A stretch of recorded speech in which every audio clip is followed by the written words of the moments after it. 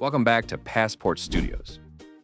Today we're diving into the real history of Thanksgiving, a holiday involving pilgrims, Native Americans, corn, awkward political proclamations, and your uncle who insists he doesn't eat carbs.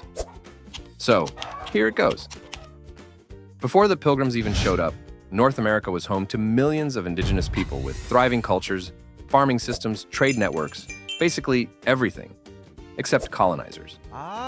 The Wampanoag people, who lived in what we now call New England, were pros at growing the three sisters, corn, beans, and squash.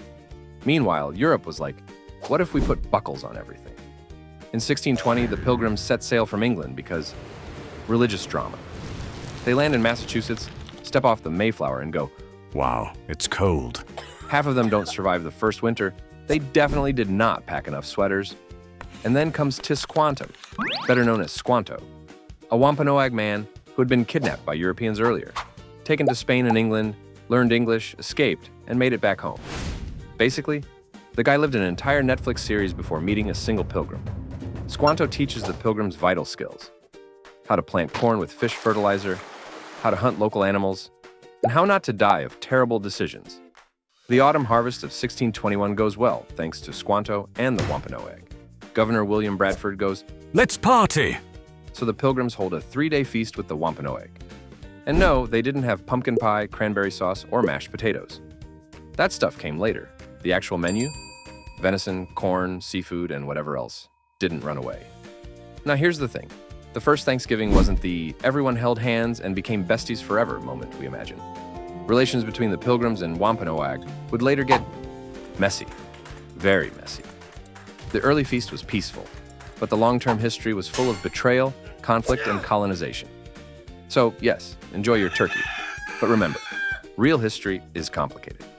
So how did Thanksgiving become a yearly tradition? Well, it didn't. Not for over 200 years. Different colonies celebrated at different times. Some didn't celebrate at all. One town even called it a day of public thanksgiving and pious joy, which sounds like a cult and a bakery at the same time.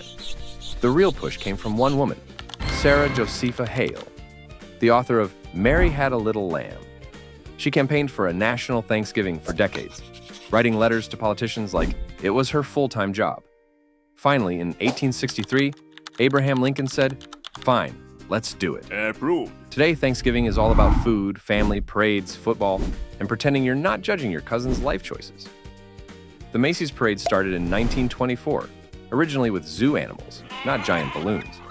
Imagine walking down the street next to a confused camel. Then there's American football, where two teams fight over a pumpkin-shaped ball. Okay, not pumpkin-shaped, but it should be. Fun fact, Thanksgiving isn't just an American thing. Canada has one too. They just do it earlier, because winter arrives at 4 p.m. in Canada. Other countries have harvest festivals too, because everyone loves an excuse to eat carbs together. So that's the story of Thanksgiving. The good, the bad, the complicated, and the tasty. It's a mix of history, myth-making, cultural exchange, tragedy, survival, and pie. Lots of pie. Like, share and subscribe if you learned something today and have a story to share at the next Thanksgiving dinner.